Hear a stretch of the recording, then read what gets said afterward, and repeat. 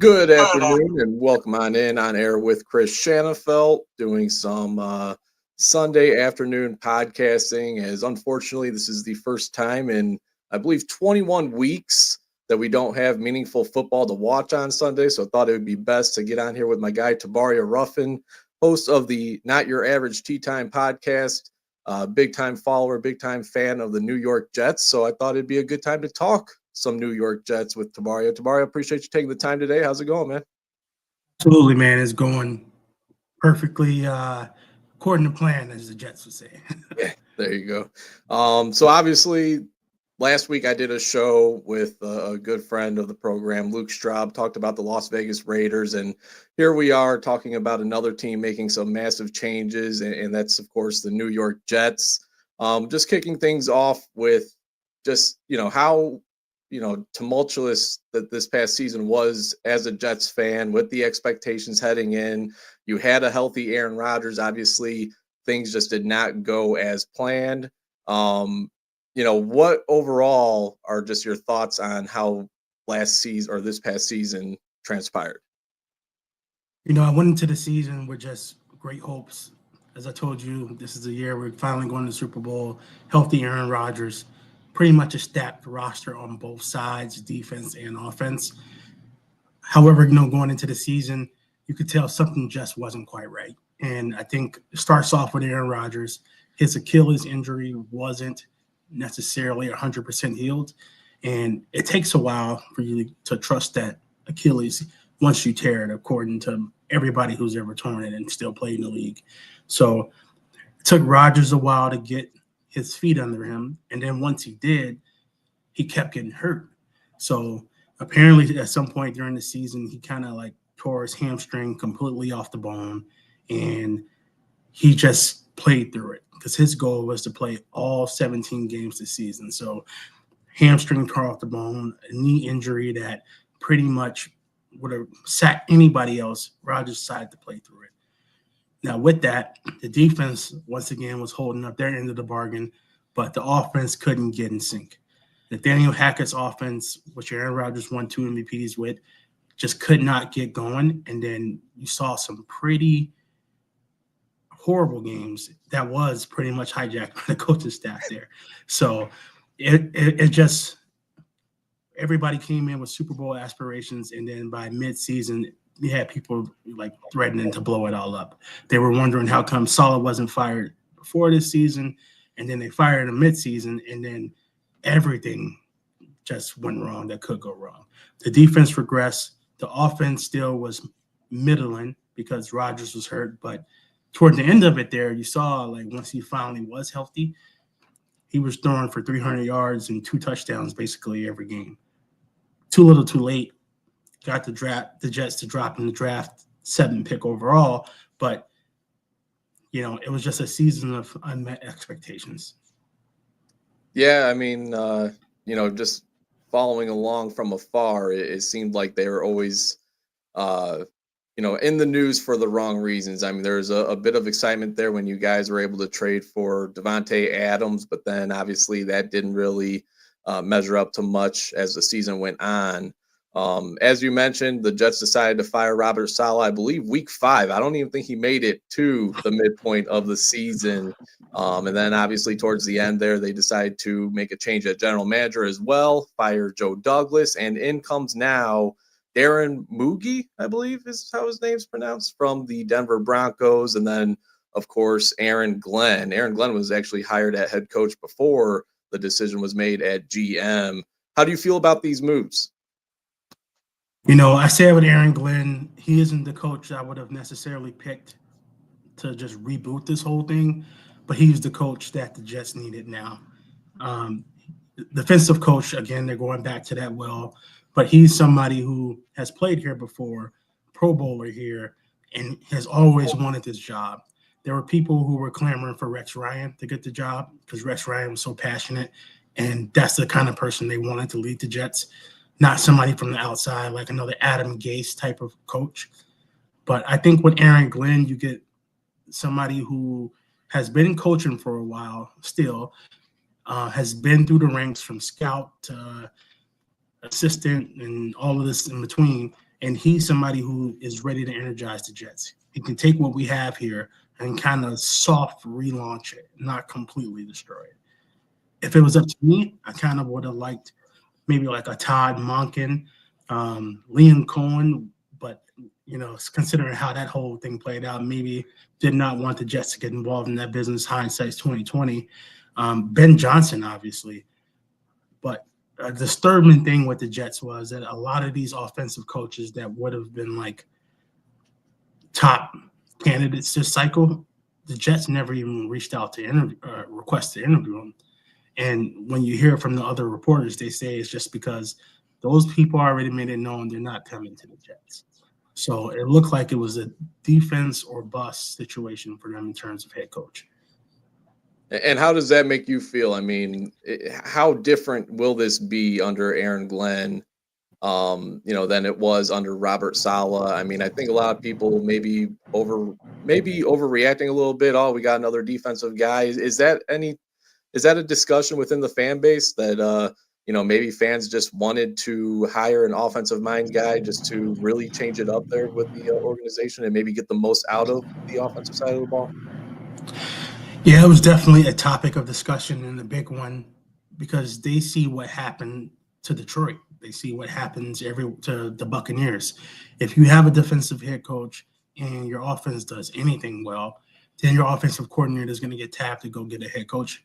And then you're going to end up with like Baker Mayfield, who's going to have, like 8 different offensive coordinators here in his career. And so if he has an offensive coach, that system stays in place. You get a chance to learn, develop, and then go that route. But I saw somebody just said that they would love some experience at the head coach position. And I agree. Somebody who's been there before, Todd Monken, I know that, he interviewed for the Jets a while ago, and they went a different direction. I think they might have went Adam Gase that year. And so he was like, yeah, I'm not doing that again. And also Cliff Kingsbury, that's another guy who had some experience, did some really good things with Washington, even though they have a great young quarterback there to help facilitate that. But Kingsbury also was like, yeah, I'm not doing that Jets interview process again because that's just not what I'm looking for. So they ended up with Tanner Engstrom. I cannot pronounce his last name. The offensive coordinator from Detroit. Now he's their offensive coordinator. No play calling experience, none of that. And everybody was like, if this guy's so good, how come he didn't follow Ben Johnson to Chicago? Well, according to reports, he wanted to be able to call plays, and he wouldn't have got that opportunity in Chicago. So he's coming to New York. He's going to get a chance to call plays. Apparently, he has kind of like this West Coast philosophy. So that's going to be familiar to a quarterback like Aaron Rodgers if he decides to come back. But, Christian, the question I want to have for you is, what are the odds that the Jets offense and the Bears offense look similar, considering that the people calling the plays are coming from the same system? I think there's a good chance. I think a lot obviously has to do with the quarterback position. I mean, the Bears are set there with Caleb Williams, and that's a big question with the New York Jets. Are they sticking with Aaron Rodgers?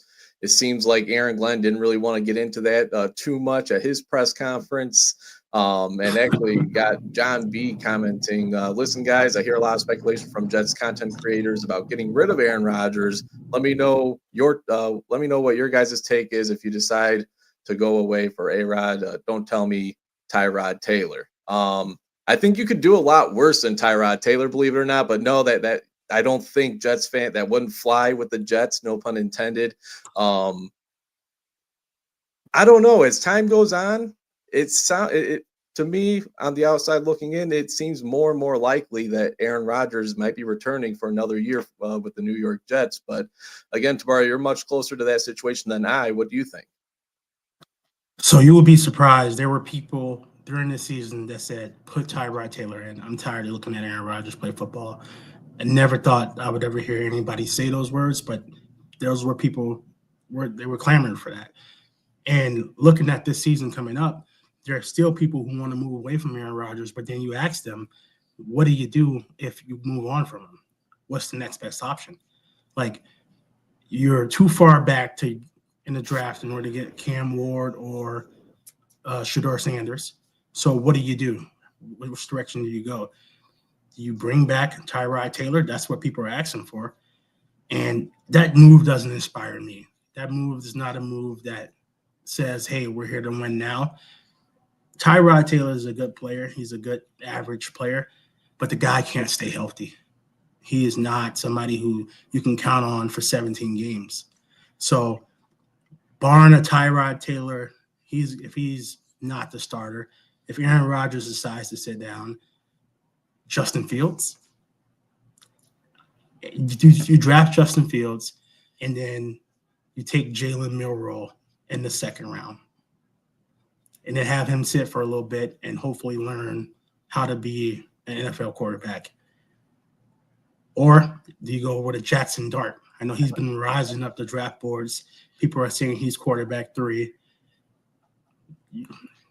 I don't know, but he's too rich for 7. Do you trade back and take him at 20? Is he going to be there at 20? The way his Senior Bowl performance looked, it doesn't seem like it will be. It doesn't look like it. Doesn't sound like it. Again, we still have a lot of time until we get to the NFL draft, of course. But you know how teams do when they get into talking themselves into a quarterback and they want their guy. I mean, you might know more than anybody else. You might know better than anybody else to say when teams fall in love with their quarterback, and obviously drafting them in the first round or drafting a player in the first round, and kind of ensures you that you get that 5th-year option. Whether you want to pick that up or not. But like I said, as time goes on, the more I think Aaron Rodgers might return for another year with the New York Jets, but there still has to be an option for if he does go down with injury or, the following season. I don't think you're banking on him playing 2-3 more years. So maybe second, third round, you might want to draft a quarterback somewhere in that range as well. Like you said, Jalen Milroe, Jackson Dart seems to be his stock seems to be rising here now soon since that Senior Bowl performance. But looking more on the offensive side of the ball, though, wide receiver, you guys add Devontae Adams. That kind of blew up in your guys' face, considering the draft capital that you guys ended up giving up for him and the little impact he seemed to have had on the team, or kind of useless impact, I guess you could say, how the season ended up going. What's up with Garrett Wilson, though? I mean, it seemed like that was a match made in heaven when Aaron Rodgers first landed with the New York Jets, and now there seems to be a lot of drama regarding those two's relationship. I mean, how much are we to read into that, and do we do the Jets even consider moving on from Garrett Wilson if they do decide to bring Aaron Rodgers back for another season? You can't move on from Garrett Wilson because after that, the options are bleak. The options at wide receiver are bleak. You get Devontae Adams, and then you have nobody else. They took Malachi Corley in the 3rd round, and he gave you 0 offensive production. And then after that, you have Irv Charles. Not sure if anybody knows who that is, the special teams ace. And then you have Xavier Gibson. You have a bunch of guys who haven't really produced in the NFL. So I think that what went wrong with Garrett Wilson and Aaron Rodgers is right away Rodgers wasn't healthy. He wasn't trusting his body. He wasn't trusting his passes because Garrett Wilson would just cook defenders, and Rodgers wouldn't throw the ball. Yeah, it'll be tight coverage, but Garrett Wilson is a talent 1B or second tier right below Justin Jefferson, Jamar Chase, those guys. And the difference is those quarterbacks throw the ball when they're covered and the wide receiver come down.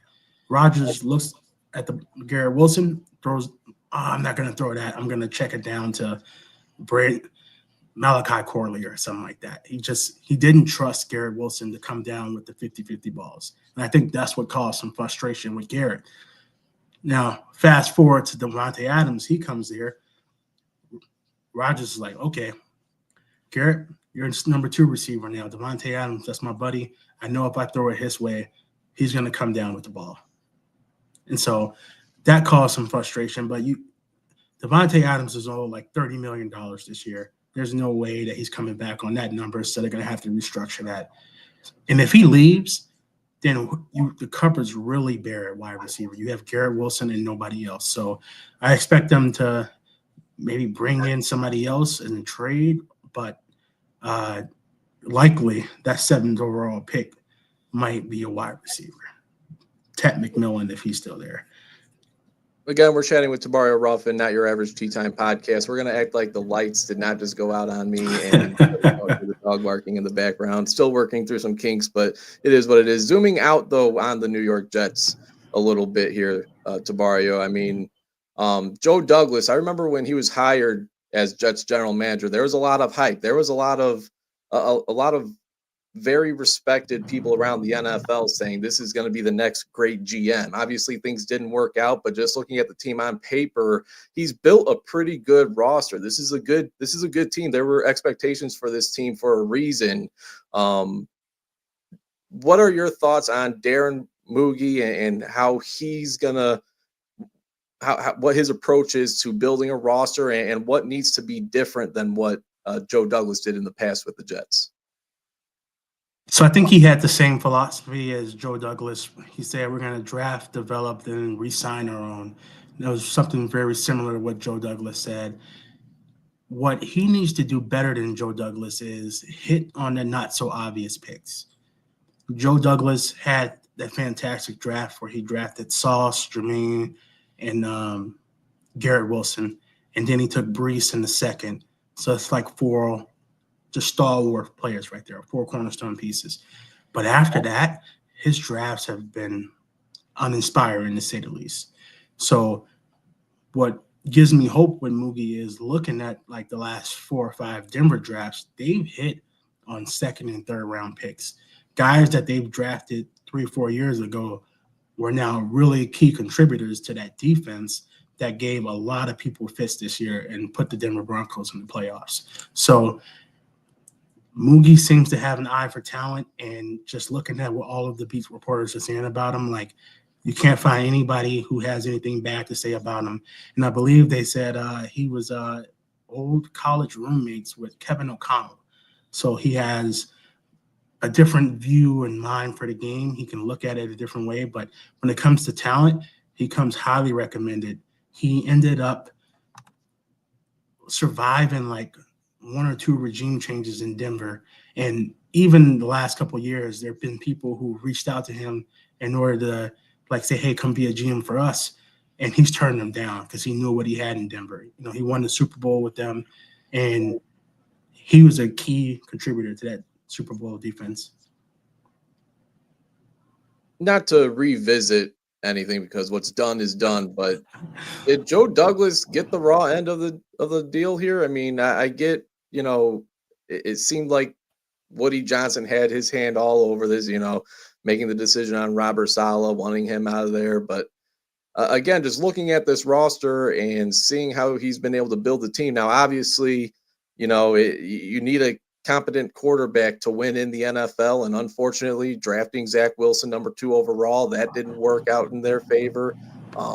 Bringing in Aaron Rodgers, he, you know, injures himself, you know, 5 minutes into his first game as a New York Jet.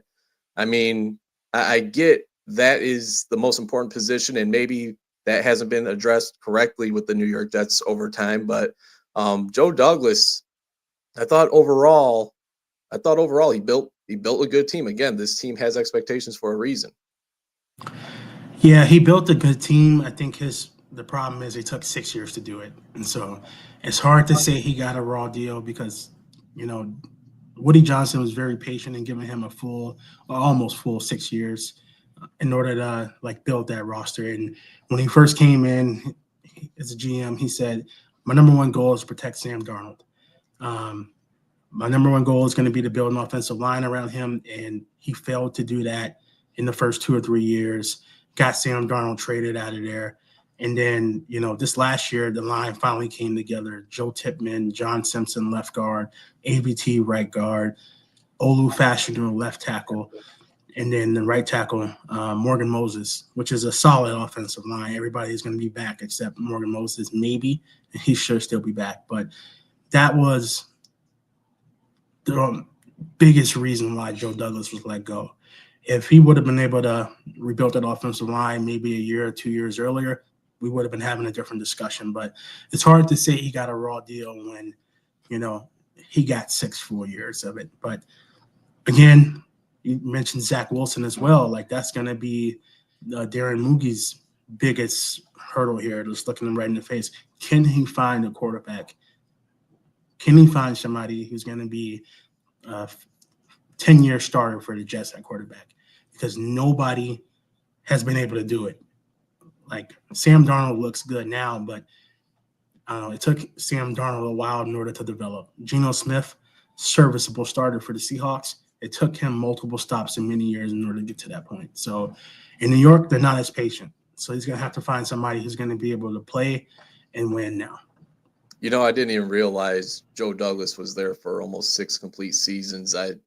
I didn't realize he crossed over, and he's the one that traded Sam Darnold. I that's on me. I did not realize he went that far back with the New York Jets. But again, left you guys in a spot in which he could have left you guys with a little bit of worse roster. So we'll see what Darren Mougey does. We'll see what Aaron Glenn does. Speaking of Aaron Glenn, Mario, I mean, he's got some experience, on this coaching staff that he's bringing with him. Most notably, former Cardinals head coach, interim head coach with the Carolina Panthers. He actually, a lot of people thought that maybe he should have gotten that interim tag taken off of him a couple years ago when he took over in Carolina. But that's Steve Wilkes. That has to be nice. I mean, I know he doesn't have a ton of experience at head coach, but he's certainly done it before. Certainly got a raw, speaking of raw ends of the deal, he got the raw end of the deal in Arizona years ago. Were you a fan of bringing Steve Wilkes over? I know you said that you had to do some more research and look a little bit more into what he's done in the league. Have you gotten to that yet? I have, and I'm it's a mixed bag right now. His last stop was with the 49ers when they went to the Super Bowl recently. And, with that defense, it was more man defense, man-to-man. And I think that's what the Jets need to transition to. However, looking at, his past defenses, he's primarily a zone coach. Now, the Jets have been running that zone defense with Saleh like the last 6 years. And at first, it was rocky. Then it got really good. And then at the end here, I think teams just kind of figured it out. Like, we've been running the same defense, not really changing your scheme. It's zone. As long as I can protect my quarterback, and if he's an experienced quarterback, I can pick it apart. So I'm curious to see what the defense is going to look like, because in Detroit, Aaron Glenn was a man coverage defense. And now he's bringing in Steve Wilkes, who's cut his teeth in the zone, but that last year did man. What's the philosophy going to be like? Are they going to say, okay, we're going to do man, execute it how you did with the 49ers when you went to the Super Bowl? Or is he going to say, do what you know? Because Aaron Glenn is not going to be calling plays. It's going to be Steve Wilkes' job there. So here's the hope that, that defense can stay a top 5 or top 10 defense and not regress to the back end of the league there. Because if the offense can't get it done and the defense can't keep them in it, then we'll have a new coach in 2 years. Right. Looking at the Jets defense, I mean, there's, star potential all over on that side of the ball. Looking at a guy like Sauce Gardner, I know when he was drafted by the Jets and, he really broke out as a rookie, if I'm not mistaken, rookie defensive player of the year in year one. Again, really solid couple of years. It seemed like last year, though, he may have taken a little bit of a step back. I remember at one point there was a conversation about maybe the Houston Texans took the wrong cornerback when they took his name escapes me, but the cornerback Derek Stingley Jr. There's a conversation to be had there. It seems like Derek Stingley may have upped him now entering year 4, but my question to you, I mean, he's still your header or your banner on your Twitter page. Is Sauce Gardner still him? Sauce Gardner still him. he has definitely regressed a little bit. However, his first 2 years were so good that his regression is still like all pro numbers. But everybody's just used to him being elite, Reva stratospheric, like that. He just shuts down that one half of the field. That when he's letting up a few passes here and now, people are just like, oh, he's cooked. The sauce is burnt. But I'm here to say the sauce is not burnt. He still is a heck of a corner. He can play. And Derek Stingley Jr., if the career's kind of flopped this year. Because at first everybody was like, Derek Stingley Jr. can't stay healthy. He's the wrong corner. The Texans made the mistake. They should have took Sauce. And now looking at it, Derek Stingley Jr. this year, dude was an interception machine, and Sauce can't catch one. He only has one interception. I forgot who he caught it against. I think it wasn't Tua, I don't think. But he had one interception this year. I think Derek Stingley Jr. has had like 4. So it'll be if Aaron Glenn decides to tell Steve Wilks to go man-to-man, I think next year we're going to see a Sauce Gardner that's much improved. If they decide to go zone, Sauce might have another down year for him, but career year for most other cornerbacks. Yeah, Matthias Simon saying, watch how he improves with real coaching. We will see. Is there any pending free agents or is there any spots on this defense that you think needs to be improved through free agency or the draft? Yeah, so right now, their safeties, they have Tony Adams, who got benched due to Woody Johnson, telling them to sit him down. So they need a safety in the worst way. They need another corner because they're going to lose DJ Reed. They need another line.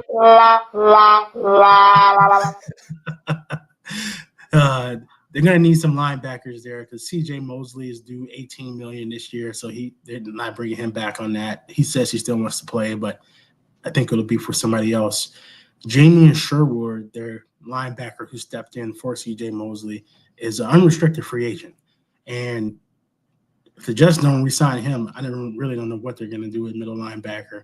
They probably have to fill it through the draft, but there's a strong chance he either goes to Atlanta to follow Jeff Ulbrich, or he can go to San Francisco and pair up with Fred Warner with Robert Saleh. So those positions needs to be filled. The defensive line needs some work done. As you know, they signed Hassan Reddick for a 1-year deal. That didn't work out. I don't see him coming back. So Jermaine Johnson's coming back off an Achilles injury, which we talked about. It takes a little bit for players to get their feet under them.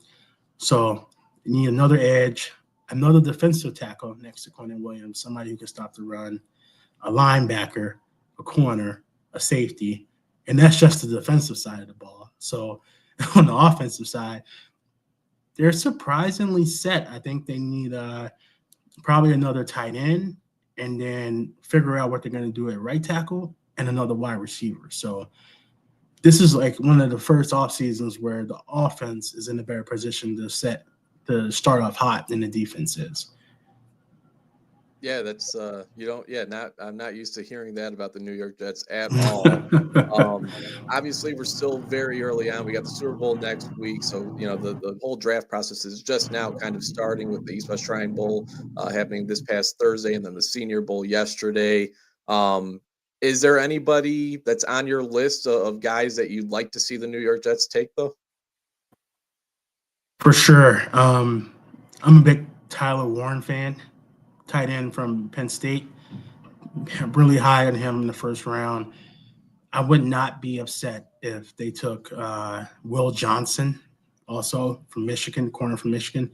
He had a down year. I think he only played 5 or 6 games, but he was hurt in those games. Played fine and decided to sit down. But if they can get somebody who's locked down the opposite sauce, I think their cornerback position will be set. There are some more intriguing options they can take, like a Benjamin Morrison, the corner from Notre Dame, Chevelle, last name's escaping me, but the corner from Eastern Carolina who got hurt. Yep, he's another option if they wanted to go a different route in the first round.